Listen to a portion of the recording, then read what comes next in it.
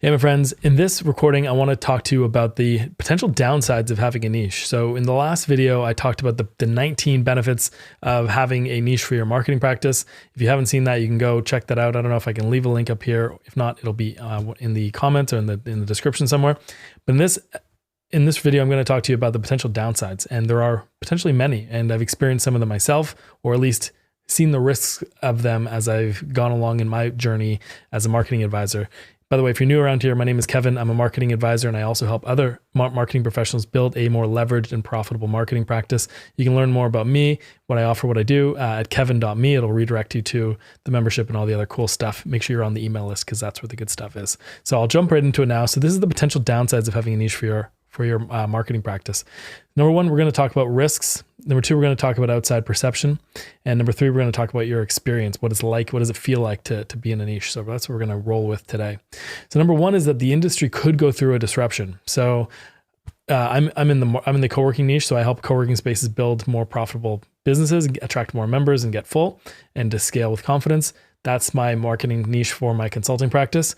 And when COVID hit, that industry was hit dramatically. So everyone was not allowed to go into these in-person, in real life spaces, which co-working spaces are. So anything that happened in real life posed a big threat and a disruption. And traditional office real estate is actually taking a really big dive. Currently, as we speak, it's now 2024, and we're still figuring out what's the new reality going to look like. And a lot of cities have a huge vacancy in their offices. So industries can get disrupted all the time, especially traditional industries. We've seen that happen with Uber and taxis. We've seen that happen with music. We've seen that happen with all kinds of technology. And so there is the risk that what you're doing could end up getting disrupted permanently or temporarily, as you know, many of us were encountering with the COVID experience. So the next potential risk is that you could therefore have several hard years in a row. And that's obviously a big risk, is that if you are dependent on this industry to grow, and let's say you consult with restaurants and all of a sudden no one's able to go to restaurants, that's going to be potentially a very difficult financial situation for you if you're not careful. And I've got strategies for mitigating that, so I'll kind of get into that. I'll touch on that a little bit today as well. Number three is you could damage your reputation. So reputation is a form of leverage, and it can open huge doors for you. Like all leverage, it can have high upsides and high downsides.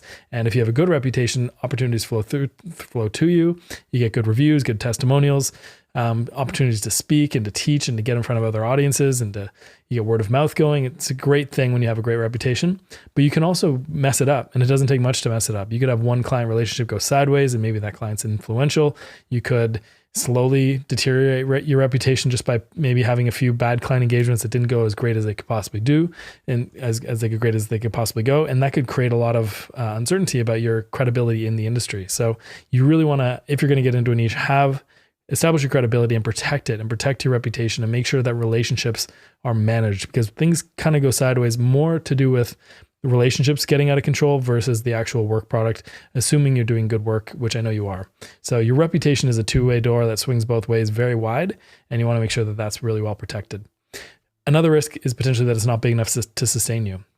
Now, one indicator that the industry is going to be big enough to serve you with this niche, this vertical, this target market specialization, which is what a niche is that there's other people serving that target market. Ideally not too many, but the market is big enough that it can sustain multiple service providers in that niche. It's ideally a growing niche, and it's able to generate, there's a lot of money being flown around between different service providers, and there's a lot of value in the problem of marketing, and because you're a marketing consultant. So you want to make sure that the niche is big enough. And the way you can do that is usually you only need 5 or 10 clients max per, say, year. For me, it's like 7 clients, and I've got a very healthy and successful business. And there's tens of thousands of co-working spaces out in the world, at least 20,000, maybe more. And that industry is growing very fast relative to other industries. So I'm well situated in terms of the growth of that industry. However, when I was initially doing research, there weren't actually that many marketing consultants in the space. And so it was uncertain as to whether or not that industry would be a good one to focus on. So sometimes it works in your advantage. Sometimes there's not a lot of signals that this will be a good niche, but chances are if there's a conference for it and people are spending money to go there, and they have businesses that are expensive to run, there's generally going to be a likelihood that marketing is going to play a big component of that. And therefore you can kind of generally sense that it's going to be if it's going to be a big enough market to sustain you or not. It doesn't have to be that big. I mean, you don't need that many clients to do really, really well. So ideally, people are aggregating, they're spending money to solve the problem that you solve, and specializing is only going to give you a competitive advantage. But there is always that risk that it's not big enough to sustain you. Now, what can happen is people can also flow to that niche. So as people see that a lot of activity is happening in a given industry or market, sometimes that attracts additional service providers. Like me, they might say, hey, look, I've got a client that's in that space and they've done really, really well over the last few years, which is how I got into the co-working niche. And then I basically said, and this is what others can do, is, hey, I wonder if I can help more people like them, or would it be advantageous if I specialized in this industry? And that can create an increase of competition. So you see it in crypto, you see it in AI, you see it in all these industries that are fast growing. And obviously it can create increase in competition, which can affect your positioning. And if the market's big enough, that sometimes means you can even go further down to further reduce your competition, like multi-location co-working spaces, or something of, maybe more applicable to your industry. So you can go sometimes further niche if there's a lot of competition, assuming the market's big enough to bear it. And then lastly, in terms of risks, there is the risk that you won't be adopted by the niche. So one of the things that I found interesting was, even though I specialized and I changed my positioning and I had all my messaging super dialed in, it still took a while for people to recognize and identify me as a contributor and as a valid person in the industry. I showed up at events basically anonymously. I had one client that introduced me to a few people, and then I had to sort of build relationships and keep showing up to conferences and keep building my network and keep blogging. I was blogging every day for a while, and that really helped me. Eventually, people said, look, this person's just writing every single day for a long time. They're going to be credible. And then I was able to get on podcasts and eventually speak at conferences and that kind of thing. But it takes a while, and sometimes it's really counterintuitive, but sometimes people are more resistant and reluctant to believe you when you have a clear target market directly applied to someone. Sometimes they're more hesitant, saying, well, what makes you credible? I don't know. I've seen people like you come along, and they've tried to specialize in our world before and they've kind of gone away. So there's sometimes a bit of hesitancy. So what you really want to do is establish your credibility early, use an initial case study. Ideally, you're following your best clients into whatever niche you choose. You're not just making it up out of sheer opportunity. That's probably going to be a bad recipe for failure. But ideally, you have at least one good case study, and then eventually a couple more and some testimonials and some other logos and stuff to really show that you're credible, that you can solve the problem, and that you're good at what you do. And sharing a lot of content is going to help de-risk that process as well. But just know that it does take time. Even if your messaging, your positioning, everything is dialed in and perfect, people are still going to need to see you over time. So those are some of the risks that come to mind when it comes to niching your practice. Now we're going to talk a little bit about how you're perceived from the outside world. And so there's a few downsides to having a niche. For example, let's say you were really good at helping all kinds of businesses, but now you focus on one specific niche. Suddenly you have to turn away business for other niches, although people may still say, hey, it looks like you help someone in an adjacent market, or someone told me you're really good at marketing. Can you help us too? And they may not care that your positioning is not directly focused at them, which I'll talk about again in a second, how I handle that, how I still specialize in two different verticals, but also have a general catch-all website for the right fit clients. But in general, if people see you through one door, they're going to maybe assume you can't help them, even though you have all the skills needed to help them, maybe even more than the average person who's positioned more generalist, because usually niching is more of an advanced skill. It's something you've decided on after several years of marketing. Usually start a little broader, and then usually you can get a little tighter as you go along. Most people don't come in to the world fully niched and focus on a clear target market.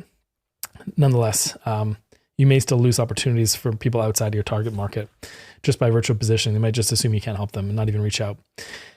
One other outside perception thing related to that is, once people get to know you for a certain thing, it can be very hard to change niches. Not impossible, and people do it all the time. So it just takes a little bit more effort to say, hey, I know I was in this world before.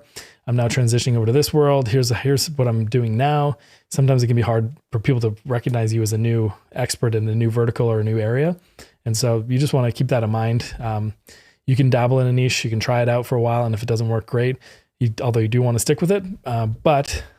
And yes, you can change. I've changed it before. You can change it totally, but it can be harder, especially because you'll kind of get entrenched in a certain industry. Your network will be built of a certain kind of person. So it can be harder to change niches later on. So you really want to make sure that you enjoy the niche that you work with and that you can solve their problems and you want to stick around with them long enough. So those are some of the outside perception things. There's only a couple of them.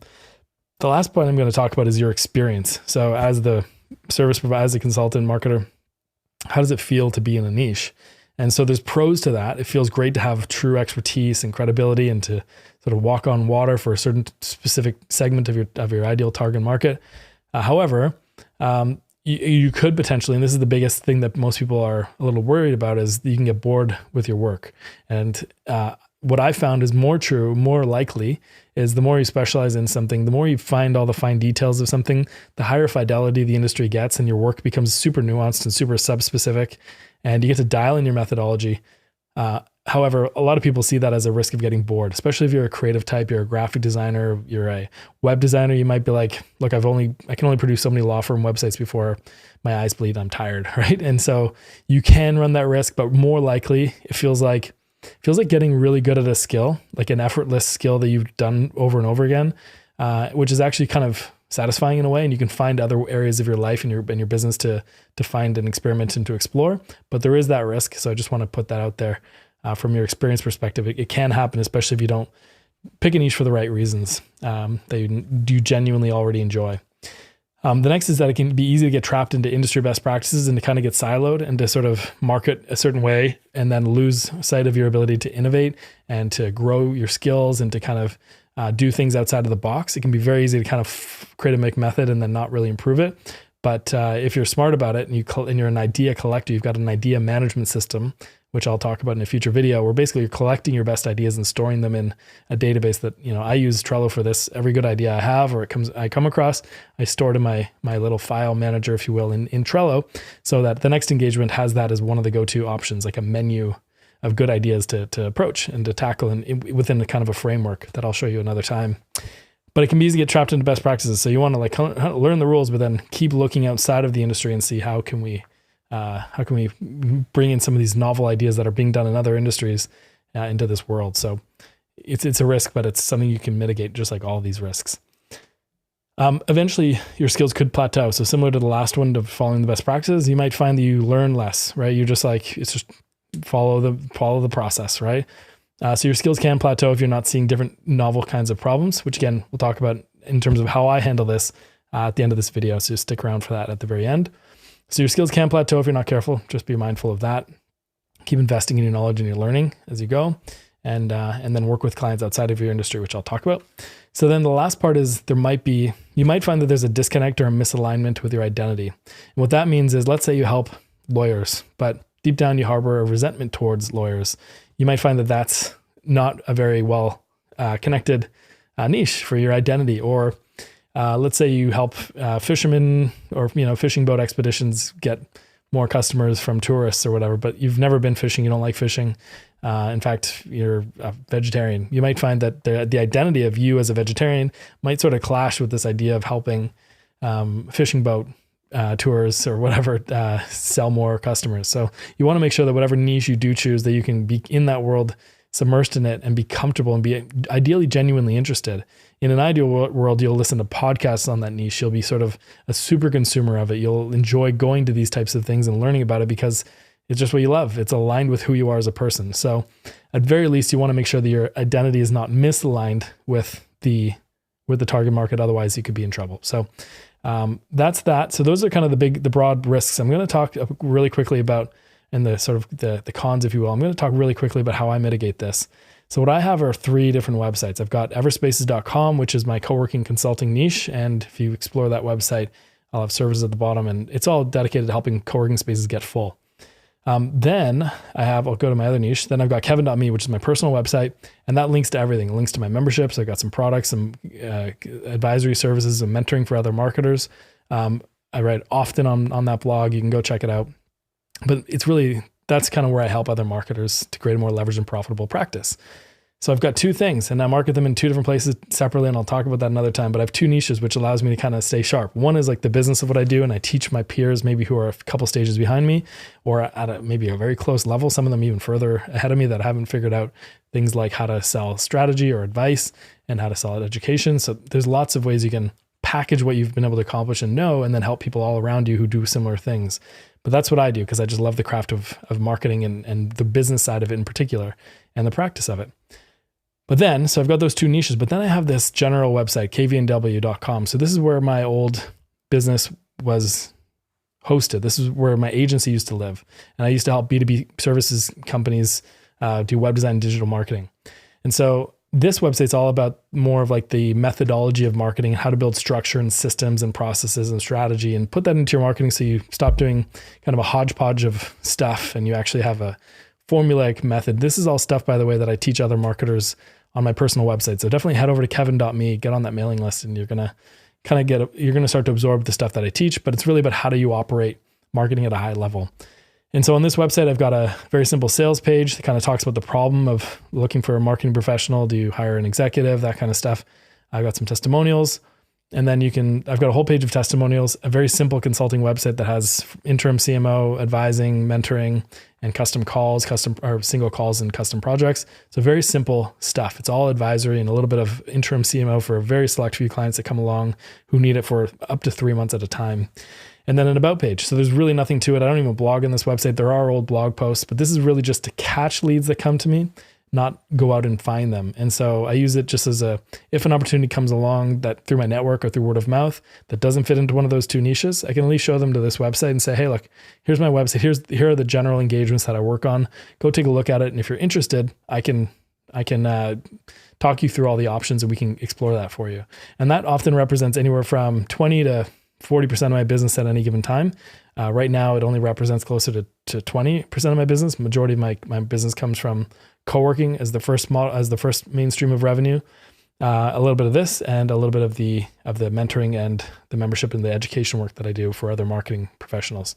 So that's how I handle having a niche, a second niche, and then some catch-all opportunities, because there's still a ton of companies that I can help.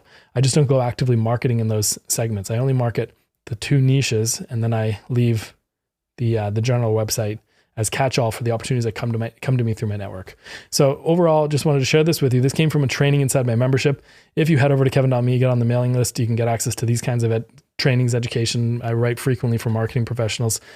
There'll be a link to the membership over there. I'm going to change the name of it pretty soon, so I'm not going to mention the link, but you'll be able to find that stuff just by going to my personal website and finding the appropriate link on the website. So I'll leave you there, my friends. Be sure to get on the mailing list, and I'll see you in the next video. Bye for now.